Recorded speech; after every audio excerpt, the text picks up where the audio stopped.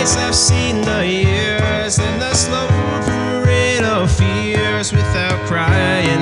Now I want to understand, and I have done all that I could. See the evil and the good without hiding. You must help me understand. Wrong words, doctor, my eyes. Tell me what is wrong. Was I unwise to leave them open for so long?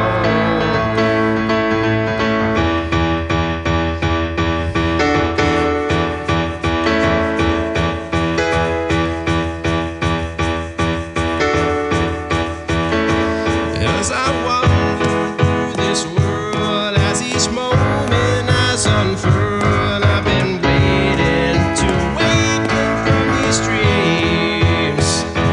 And people go just where they will. I never noticed them until I got this feeling. It's later than it seems. Doctor, my eyes, tell me what you see. I hear their cries. It's to say if it's too late for me.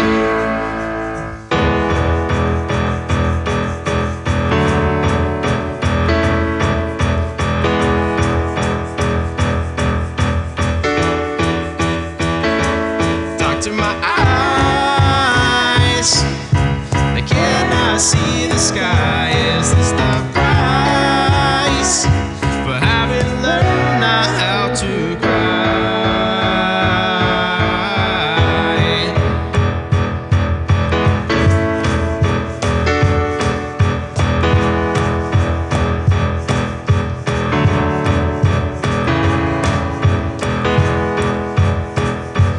Not to cry.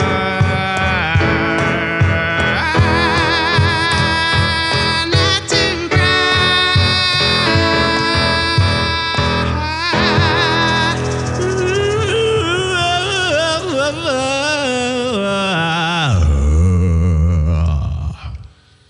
That's what happens when everybody does their fourth instrument. Hello. So glad to see you. We have Jonah here, making a scene as always. I'm Chris. I'm the pastor at Kindred UMC. Hi, I'm Courtney. I'm the Director of Community Engagement at Kindred UMC. And I'm Preston, and praise construction workers, for it is art. Praise indeed. All right. Praise be. Praise him. Praise. Praise him. Good to know. I mean, I have electricians starting on my house tomorrow, so That's fantastic. That's not construction. But kind of though. I can't seem to stop hurting myself. I have twisted my ankle, is that an insulin burnt patch? my arm, and cut my finger. Yeah, what was the cut? It was literally I was like I had the knife in this hand, super sharp chef knife, you know, because I like to cook, and I was like getting like garbage off my cutting board into the sink, and I just whoop and just caught my finger. And it's not a bad cut at all. It's like, it's what happens when you cook, but it's right on my guitar spot, right on my guitar spot. So there's no guitar playing in the house for a while. Well, bad things always happen in threes, so hopefully that's it. Next is the arm. I hope so. The arm, the whole arm. Anywho, so this week we're continuing with Life and Times of Jesus, and we're continuing in the Gospel of John, the book that John, he probably wasn't named John. He probably co-opted the name, just so you know. His name is Joshua too? Everyone's Who name was knows? just It could have Joshua? been any number of names. Maybe his name was Preston. Well, It could have been Preston. Could have been Doesn't mean Prescott. that- That Greek Jewish name, Preston. it means priest town, so like, I guess we'll find out. But we are looking at kind of a classic, Making the Blind to See. This is John chapter 9, verses 1 through all of them, the whole one, the whole chapter. It's a big one. I'll try and do like story time with voices and stuff so that it doesn't get boring, because it is a little long, but it all of it matters. Okay, so chapter 9, verse 1, here we go. This is Jesus, because it starts with a pronoun. So many chapters start with pronouns. That doesn't make any sense. It's Jesus. So, as he walked along, he saw a man blind from birth. His disciples asked him, Rabbi, who sinned, this man or his parents, that he was born blind? Important cultural note. So they are basically saying, Jesus, why is this man blind? Wait, before you answer, it's multiple choice. Let me give you a couple of choices. Either he sinned or his parents sinned, right?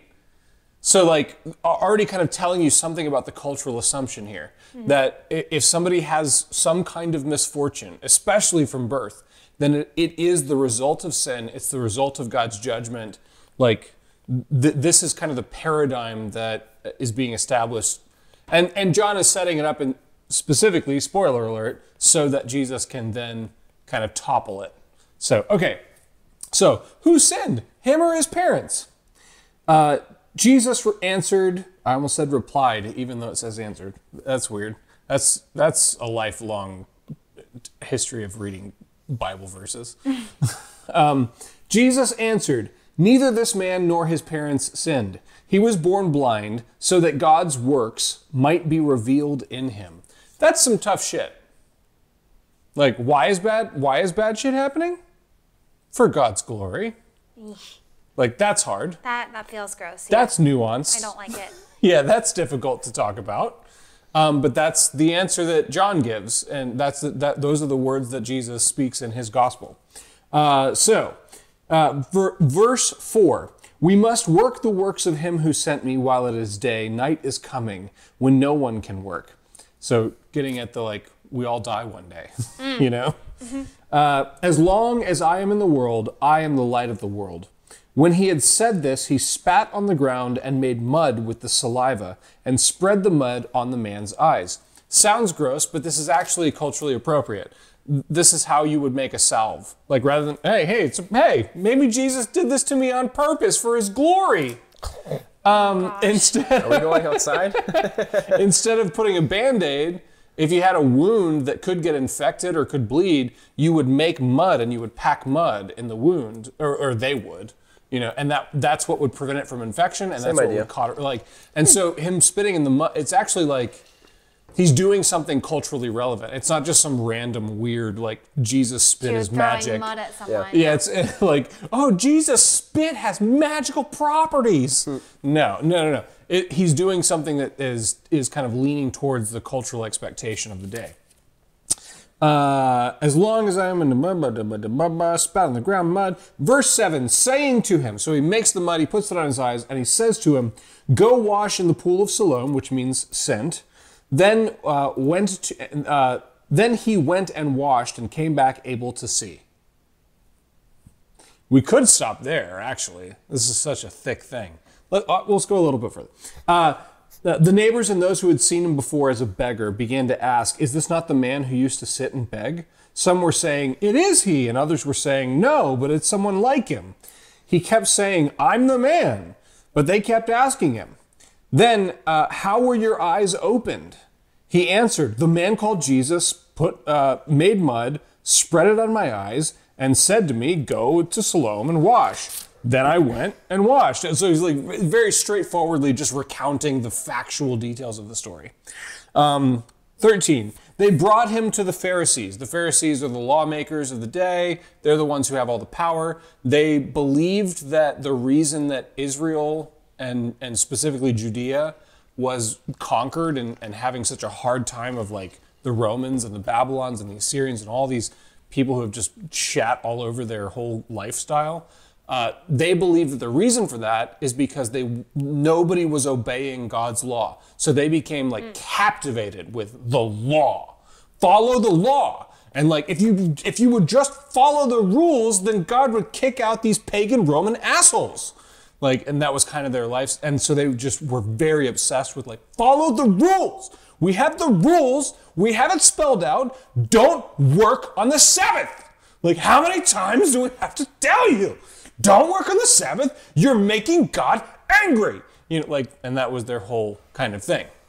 That's going to come up in just a minute. So they brought him to the Pharisees, the man who had formerly been blind. Now it was the Sabbath day when Jesus made mud and opened his eyes. Then the Pharisees also began to ask him, how he had received his sight. He said to them, he put mud on my eyes, then I went to Siloam, then I watched, now I see. Same thing. Some of the Pharisees said, this man is not from God, for he does not observe the Sabbath. If he was from God, he would follow the rules of God, God's rules. We don't work on Saturday. You don't work on Saturday. That was their whole thing, okay? This man is not from God, for we work on the Sabbath. But others said, how can a man who's a sinner perform such signs? And they were divided. So they said again, the blind man, what do you say about it? It was your eyes that he opened. And he said, he's a prophet. So he's like kind of saying like, this guy has something going on. The Jews did not believe that he had been blind and had received a sight until they called the parents of the man who had received a sight. And they asked them, is this your son who you say was born blind? How then does he now see? And his parents answered, we know that this is our son and that he was born blind, but we don't know how it is that now he sees. Nor do we know who opened his eyes. Ask him, he's of age. He'll speak for himself. Like, why are you dragging me into this? I don't know. Like, and you can hear kind of the fear behind, like, you, is it, how did this happen? So let me pause here. What do you think they're afraid of?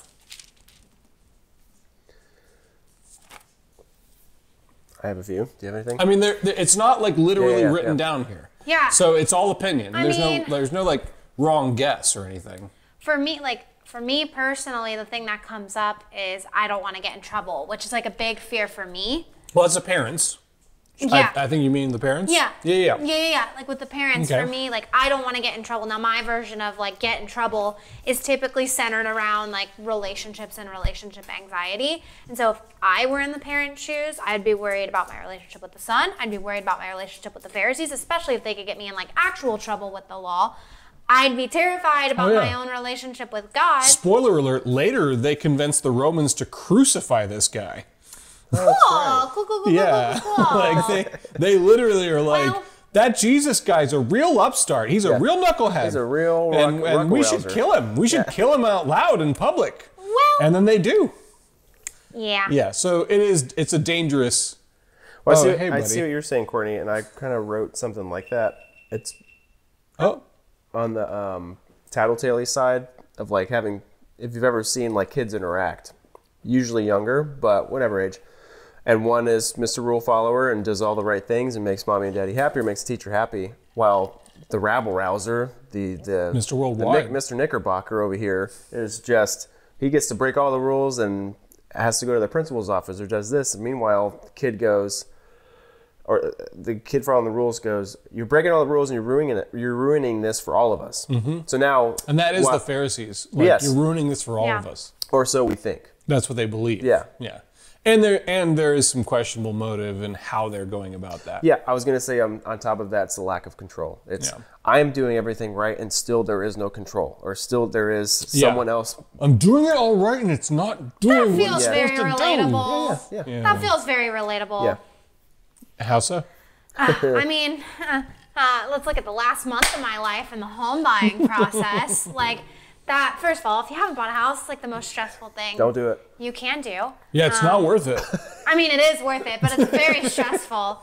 You should absolutely purchase a house. It was if like you can afford it. very frustrating to constantly be in the state of, I did all the things, I checked all the boxes, I'm ahead of schedule, my realtor says that I'm the most communicative client he's ever had. Like, I'm very on top That's of a this. little backhand. No, he like meant it legitimately. No, you're like the most communicative buyer I've ever had. No, he like really legitimately meant it. I was going to say, you know who else gets that comment? Right there. And he friend requested me on A little Facebook. backhand. This is We're I like- understand. We're like pals now. Anyway, Okay. it was like very frustrating because I would have everything done and be prepared, but you're constantly in the state of like waiting. Like waiting for the inspection to go through. And Completely out of your hands.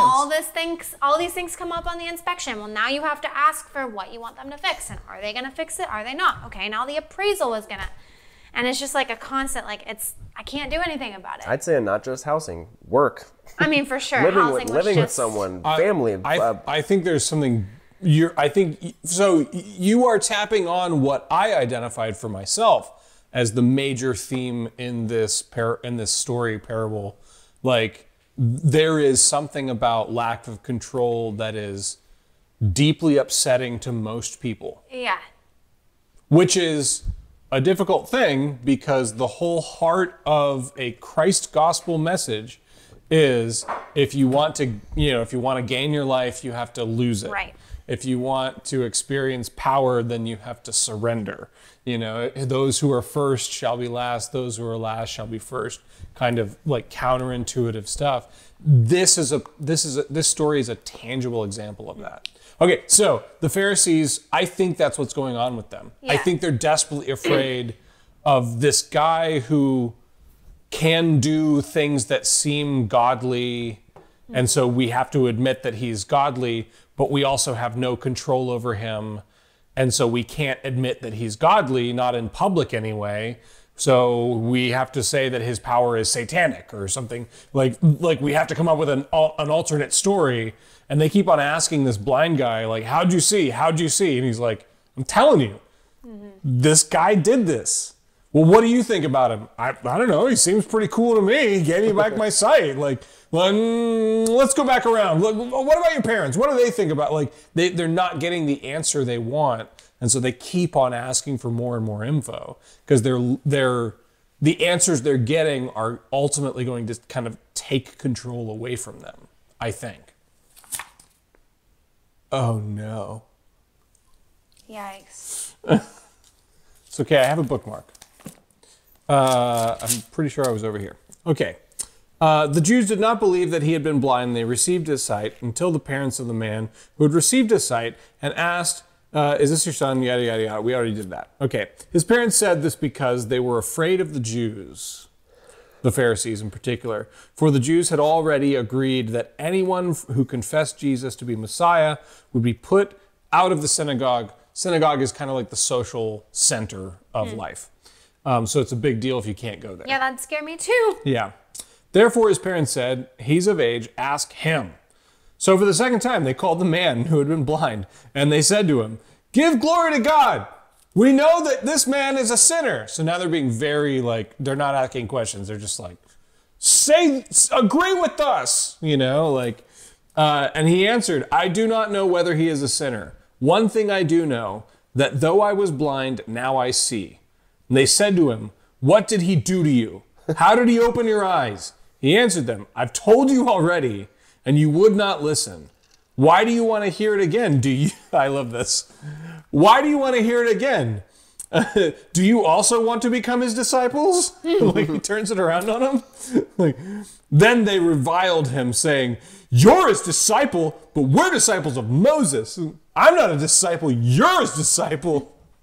We follow Moses. We're good disciples of Moses. It's so childish. We know that God has spoken to Moses, but as for this man, we do not know where he comes from. The man answered, here's an astonishing thing. You do not know where he comes from, and yet he opened my eyes. We know that God does not listen to sinners, but he does listen to one who worships him and obeys his will. Again, so when we talked about the Samaritan woman, the theme, the pivotal point that Jesus makes to her is God desires people who worship him in spirit and truth. And here we see the same thing, like the same kind of language of God wants people not who follow his rules, but who genuinely love and express sincere communion with him. Worship is this deeper meaning than just talk like Jesus, not just talk about right. Jesus. Yeah. Which should be one of our axioms. Maybe we'll add it in. Never since the world began has it been heard that anyone opened the eyes of a person who was born blind. If this man were not from God, he could do nothing. They answered him, you were born entirely in sins. And are you trying to teach us? This guy who's obviously experienced this very drastic, miraculous thing. And they you shut up now, you. And they drove him out. And then the rest of the story, it's certainly worth reading, but it doesn't quite impact our conversation as much. Okay, so there's clearly a theme going on of control, I think. And and I feel more affirmed in that by the fact that you guys kind of picked up on it too. So there's something about also the blind man who in all of this seems to have a total lack of power and control. Like, he's born behind everyone else, you know? And in this moment, something miraculous happens that kind of thrusts him forward. And yet he's still, like, I think there's something, what it makes me think of is, and we've talked about this many times, there's a saying in recovery, is like, when you get sober, don't expect the world to stand up and applaud. Yes. Like, there is something about when you start to address your shit and really truly do the work that is, and by do the work, that's a counterintuitive phrase, because I think most of the time doing the work comes down to like confessing and surrendering and like admitting vulnerability and weakness and being powerless before the thing that controls you and letting something bigger than you do the work on your behalf. And also, like, that's hard. Like, it's very easy, I feel like, to be open about vulnerable topics. Like, for me, as somebody who's like great, like, at connecting with people and bringing people in, like, I can talk about and around things that affected me and my trauma all day to like help find connections to other people and whatever. But if you ask me to get to like the heart of how I feel about it, that's a lot harder, because that requires me to be actually vulnerable and to actually put myself out there. I wonder if you were talking with the same person I was today. Which is why I brought it up. You know who you are. That's why I brought it up. Because that person sent me that, and I was like, me? Yeah. I had the same conversation, and like, so the end of that conversation, because it was the whole conversation was basically like, okay, so I can sound like I'm being vulnerable without actually being vulnerable. Right. Then what's the benefit of being actually vulnerable? Yes. Like, what is the point of it all? And my response, like, I had to think about it, but my response was like, full life, like sincerity, honesty, self-love, self-acceptance, all the things that everyone always wants. Like, and that is this really absurdly difficult thing about, definitely about Christianity, definitely about the Christ gospel. I think it's true of almost all other spiritual practices too. Like every other reason, like not cult shit.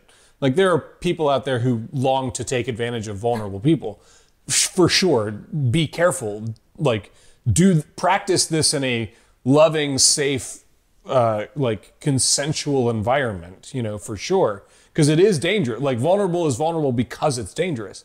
But the major world religion, like, you know, Judaism, Islam, Hinduism, Buddhism, like these major world spirituality practices all kind of have this similar theme, which is the way that you think is forward is not actually the way that you think is forward, which is almost always like, I will conquer, I will figure out, I will. Faith over feelings is one I hear a lot. Faith over feelings. Faith over feelings. Say more about that. I've seen a lot of like Christian influencers on TikTok and Instagram talk about this concept of, if you just read your Bible hard enough, if you just like go to church on Sunday, if you check all the boxes, like, you read a Bible hard enough? I don't know. Well, I've tried. If you do all these things and you show It's hard not to make a dirty joke. Yeah. Anyway, Okay. if you show up to our things, if you check all it's the Pharisee things. Like if you check all our boxes, if you worship with us, if you're like definitely a in checklist. community Follow the with law. us. Why don't you? Hey, your life's not working. Why don't you try following the rules, you dipshit? And it's this concept about like, if you just have faith, like those bad feelings will eventually be redeemed for God's glory and all will be good. It's all fine, but you just have to have faith. And it's like, Yeah. Actually, I feel like feeling those Well, bad feelings is how you find faith. So that's the counterintuitive part. That's the hardest thing, is that the language gets so screwy and nuanced and weird. The implication, and it's hard to say this directly because it's like a cultural, like you have to be in the room in these places to feel what's really going on. But the implication of that, what the meaning of have faith through the bad feelings is don't feel the bad feelings. Right. Like it comes down to the I always make the joke, smile and have good posture. Like if you'll just feel happy even though you don't have any good, feel happy for what God's gonna do. And it amounts to you know how you feel? Don't feel that way. Or I hear a lot of, Not there may be helpful. pain in the night, but joy comes in the morning. Yeah. As a way to kind of dismiss. And it's difficult because there is deep spiritual meaning in that sure. stuff, but it gets co-opted in a very controlling. Yeah. Let me keep you addicted to this kind of you need me. I was gonna say they're a little industrious sounding, like a productive, Yeah. Yeah. You work hard through the night, and when that rooster crows in the morning, and you can finally clock out, you will appreciate what you did. It doesn't work. It's disciple making on an industrial scale. Yes. Yeah. Yeah. It's like chicken nuggets. Yeah. It's like chicken nuggets are not chicken. I mean, they are kind of. But they're a chicken paste that's there's no nugget part of the chicken. It's not like chicken thighs or chicken wings. That's a part of a chicken.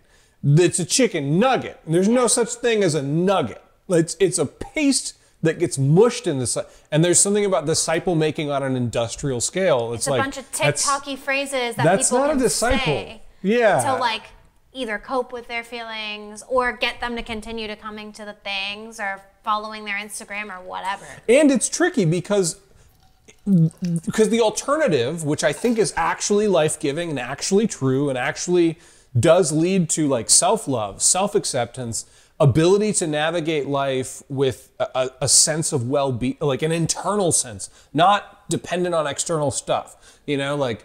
That comes from that's real, that is the fruit of real discipleship, and it doesn't come from check these boxes, do these things, follow these rules. It comes from, hey, you want your life? Come here, let me introduce you to these people. I want you to look inside and really look at why you don't love yourself. Mm-hmm. And I want you to then say it out loud in front of these people, being certain that when you say it out loud that you're going to be destroyed by it. Yeah. And when you do that, and when you surrender to that, and when you lose your life to that, and find that this group of people still loves you, and are all doing the same thing. And that they all have the same exact level of oh shit in their life.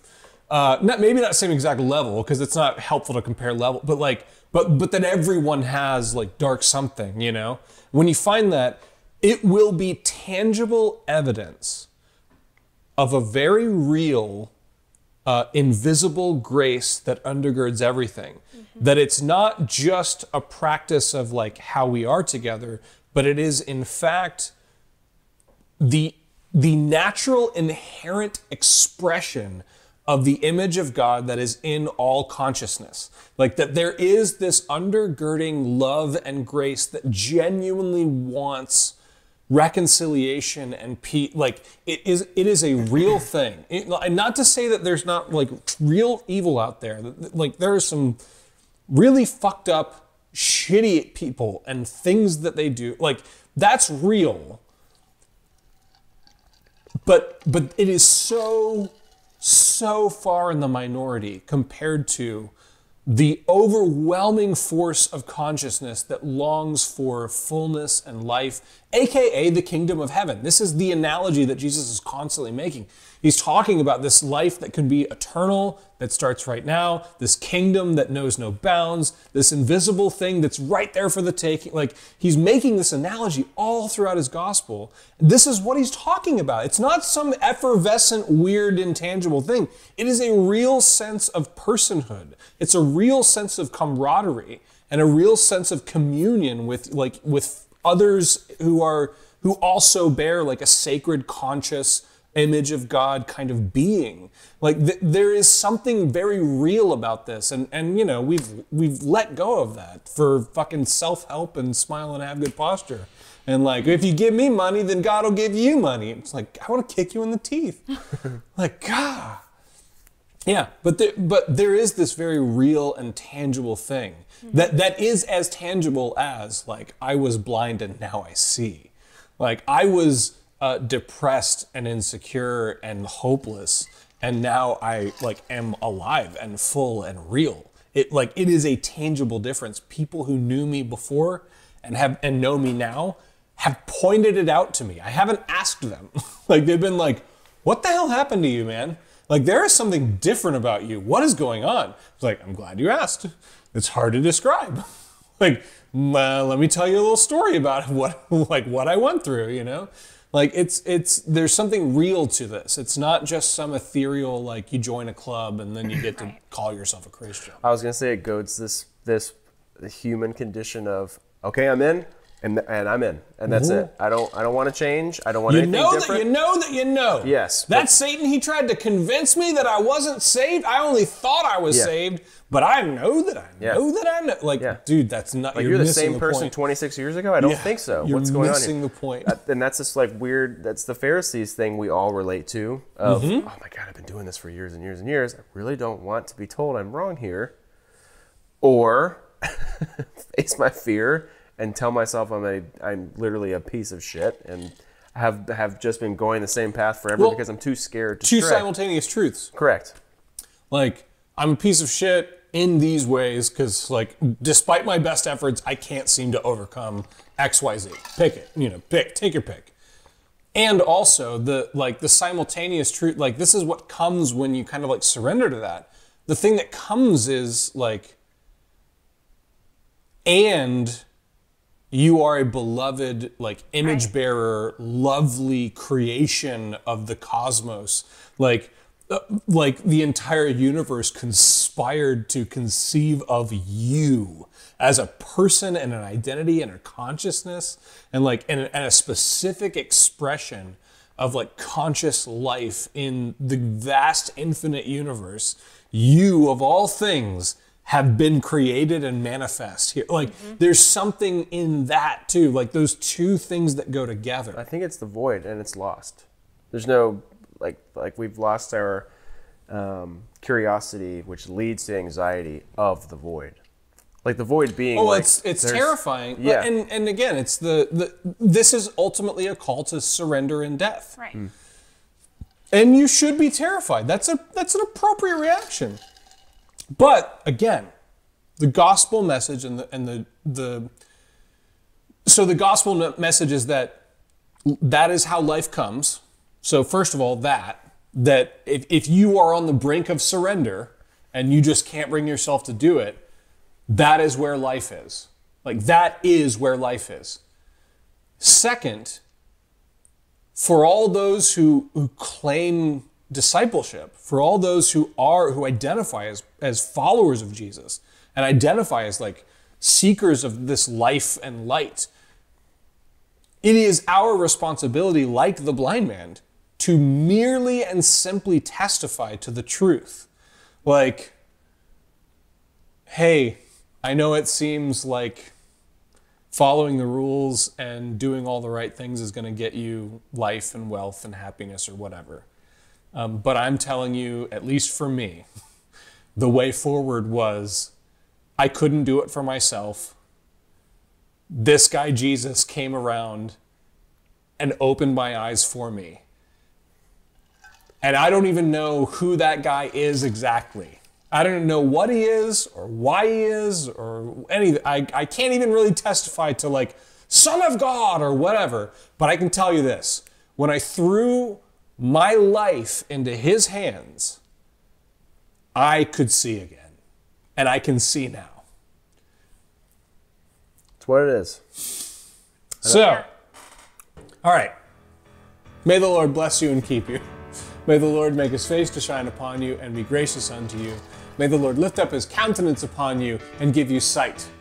Dark to my eyes, they cannot see the sky.